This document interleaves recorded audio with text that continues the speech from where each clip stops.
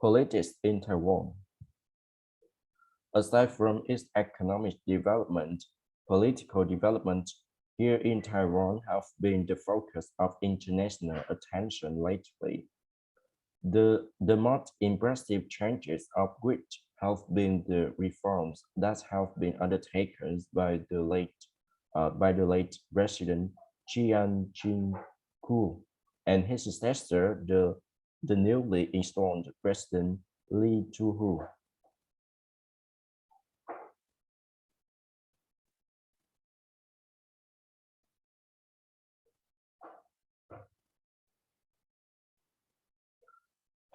Political developments here in Taiwan first caught the attention of the world with the limited legislative election held in late 1986.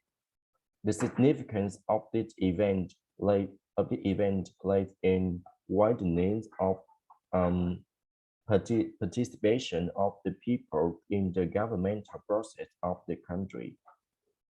This was also the first time an opposition party ran for office.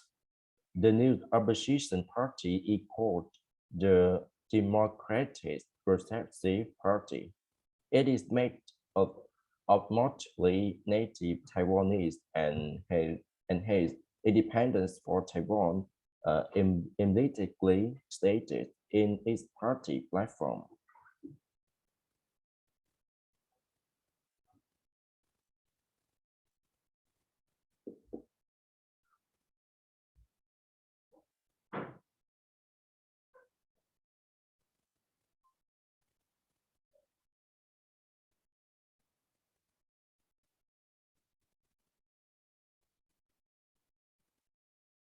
The entrance of this new party into the local sense has stirred not only lively debates but has also spawned the ruling nationalist party into taking a hard look at itself and the direction of the party in the years to come.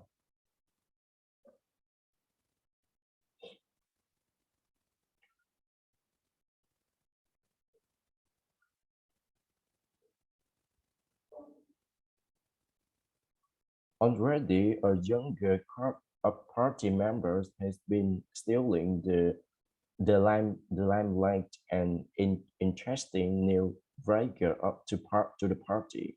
These younger members are more liberal and open than their older counterparts. The whole political situation in the country is therefore now springing to life, with reforms being the main catchword.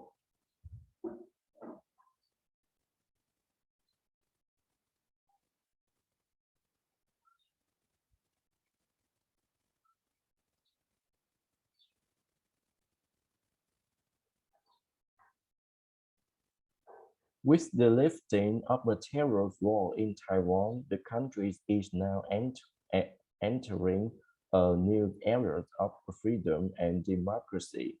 It has also become a more open society. At the moment, reforms in the government body is now gathering steam. This in effect will give greater respectation and participation to to the general uh, to the general to populace here in Taiwan.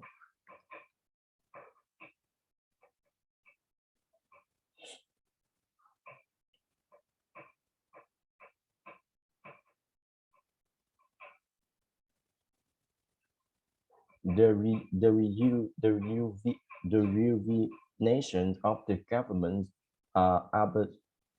apparatus will also entail to the overhaul of the structure of the ruling party, the KMT, the DBB remains the most serious challenge to KMT's new parties are, are now also being set up to represent the various sectors of the country. These include a workers' party, farmers' party, women's party, and many others.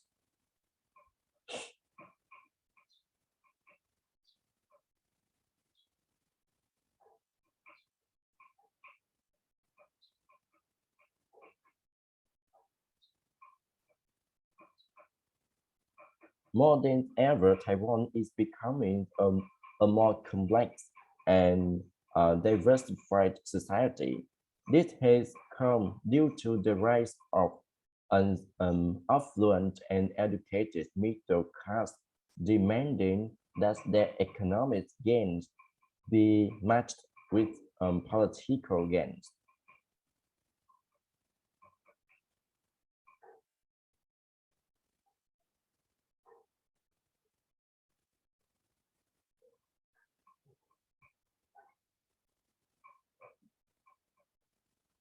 In its relation with the mainland, the country has seen some movement.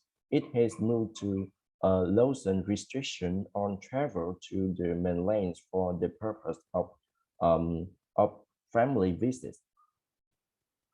Repatriation made seem to be far off as the government mainland is three no political, but a state fluidity is already taking place.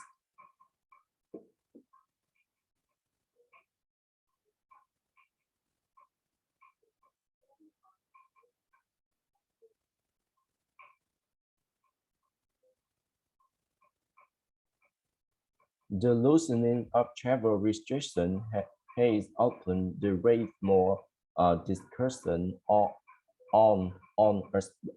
aspects of ROC, mainland relation aside from family visits to the mainland, but but burgeoning trade between the mainland and the ROC is now a hot topic in Taiwan.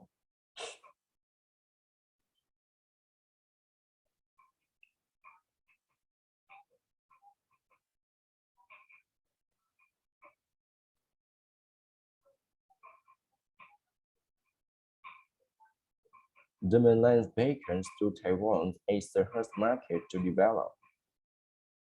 This problem has become more acute as pressures from the United States restrict Taiwan's export to the US through the appreciation of the NT, the opening of its markets, and the putting of protection barriers.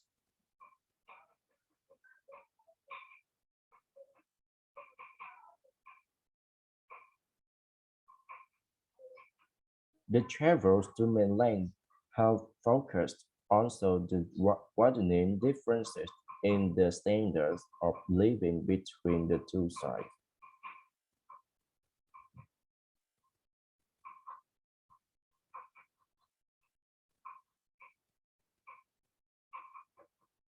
In the field of international relationship, the, the ROZ is now actively embarking on a plan to return as many international organizations as it can.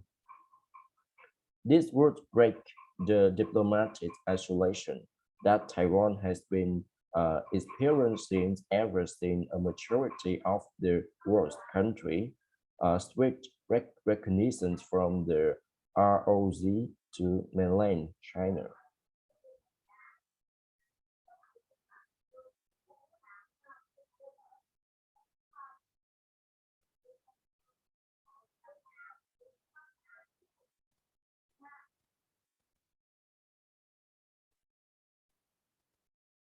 The, the ROZ is also now moving away from our reliance on the United States. Did he hasten the establishment of trade with Eastern Europe and growing trade with Western Europe and Japan? The, the, the AOZ has also targeted the, the third world the third world is the pace of expanding its trade and gaining friends.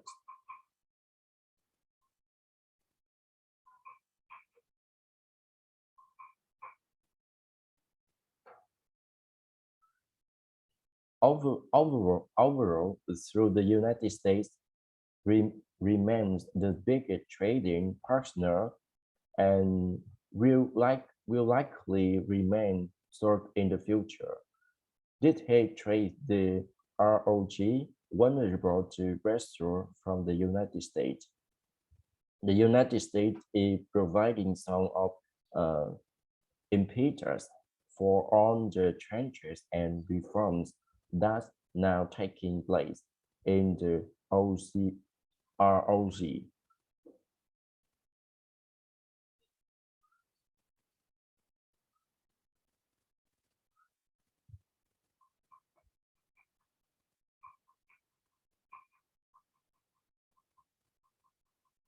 The ROC is now in a state of transition.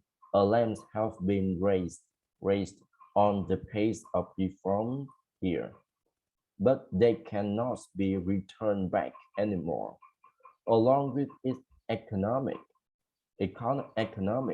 landscape, the political landscape is also changing rapidly in this country.